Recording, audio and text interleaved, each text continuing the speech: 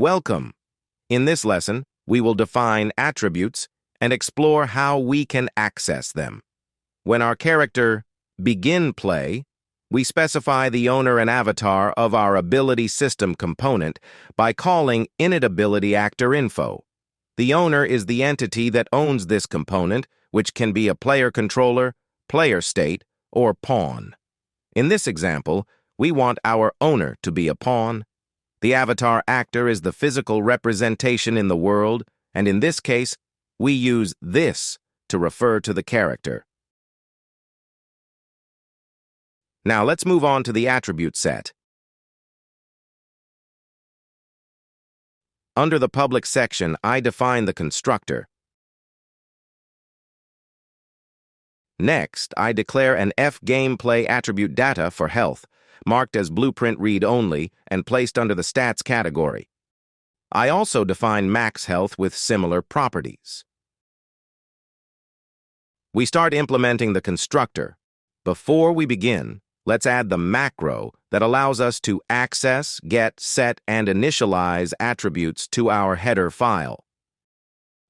To use this macro, we include the ability system component, DICH file. I will add this macro to the video description. By writing attribute accessors in uppercase letters and specifying the attribute name inside, we simplify access to it. Returning to the constructor, let's initialize health and max health. You can see that init health is automatically generated, even though we did not define such a function. For testing purposes, I comment out the max health accessor.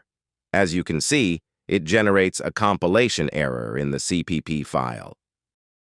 Press the build button to check for errors. No errors are found, so I press the run button. After the project opens, I open the level blueprint. I will add a console command for debugging by pressing the E key. I type execute console command and show debug ability system. Let's test it by pressing play.